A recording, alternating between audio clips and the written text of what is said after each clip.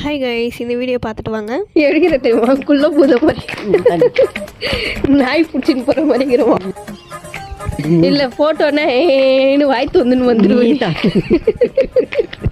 Matter இன்னைக்கு எங்கள் ஆள் கூட வெளியே போகிறேன்.